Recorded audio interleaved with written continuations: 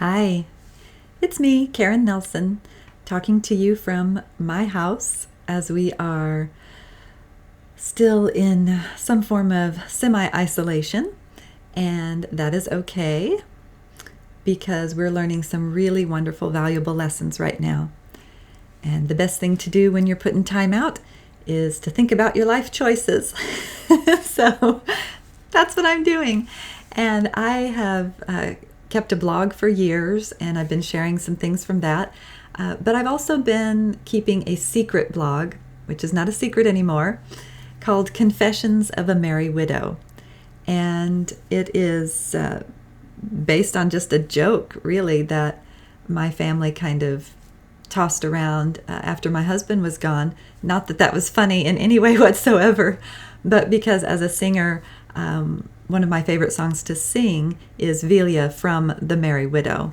And one of my favorite pieces of music to hear is the Merry Widow Waltz. I just really enjoy the music from that particular piece. And so they started to call me the Merry Widow because as time went on, I got happier and more comfortable with myself and started doing all the things that make me happy. So that's the background on that. That being said, what I share at confessionsofamerrywidow.wordpress.com is not very happy. They are real life events. And if you know me very well at all, you probably don't know most of what is in there. And that's okay. I didn't write it for you. I wrote it for me. So if you're watching this and you're a family member or you love me and can't stand to see me hurt, please don't watch or listen to any more. Okay? That's my little disclaimer. So, kind of give you some background. This is really what this is about. I was married at the age of 19 to a man who was nearly 10 years older than I was. We met in June the 5th, 1994, and we were married August the 6th, 1994. He had been married before, briefly. His brother had died a few years before we met, and his drinking problem was attributed to that. And so that was something that would improve with love and time. Right? Wrong.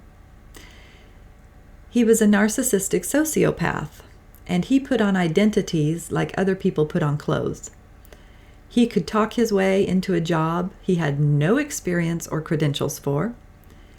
He could learn the ropes within a couple of days, weeks at the most, and then start speaking intelligently on whatever topics were required. He was a brilliant man. He also had no identity of his own. It haunted him. It drove him to drown his feelings, or lack thereof, into endless bottles of vodka, the occasional smoke, and eventually PCP. We spent thousands on psychiatrists and counselors and rehab centers. And each one brought him back home with some new vice, some new drug he had learned from the other inmates or patients or clients. And I went along being the supportive wife, truly believing he wanted to be a better man. But he didn't. He liked his double life. He wanted his cake and eat it too, as they say. He enjoyed knowing something that other people didn't. Most of all, knowing things that I didn't know about what he was doing. You know, he liked to think that I was his genius wife who was pretty and talented and the best mother and the most willing to do whatever it took to save him. He lived entirely in the now. Whatever took his fancy at that moment in time was what he did. For me and the children, the minute he walked out the door, we were out of sight, out of mind. Literally. We ceased to exist. He forgot all about us the moment he hit the door, and he pursued whatever his next recreation was going to be. He left us for a short time before his death. And when he left us, he plunged headlong into that lifestyle.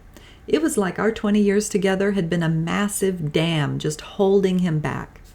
He smoked and drank and huffed and snorted and fucked his way to his grave 15 months later. I know, because I got all his things when he died.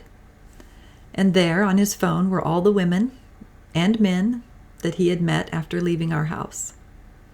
The Craigslist anonymous sex in the parking lot women, the married couples looking for a threesome, the girls at the rehab where he was living at the end.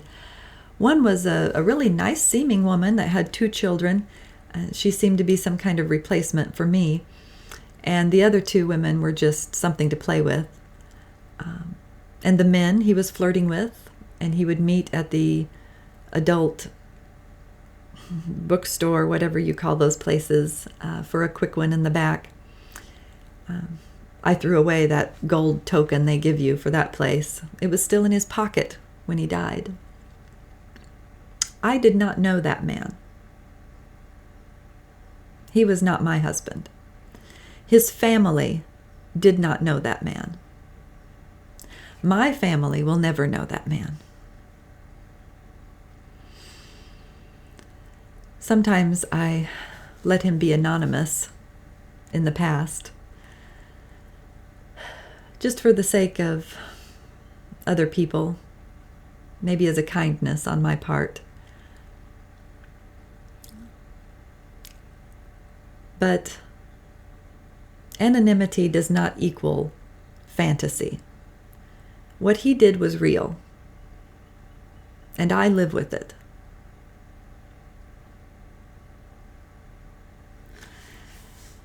So, I know that's not very happy, but it's the truth, and it's a part of my past, and it might explain why I am the way that I am today. I'm sort of aggressively optimistic. I believe in telling people you love them at every opportunity. I like to laugh and to sing and to dance, because there were many, many years that I did not get to do those things. And so just thought I'd share that. I've been very, very, very privileged when I wrote this on my blog, that I was contacted by several women who actually were able to leave their abusive husbands or to change their situation for the better in some way. So even though you may not agree with my speaking out and sharing and making public certain things, the reality is that there is someone out there who needs to hear it.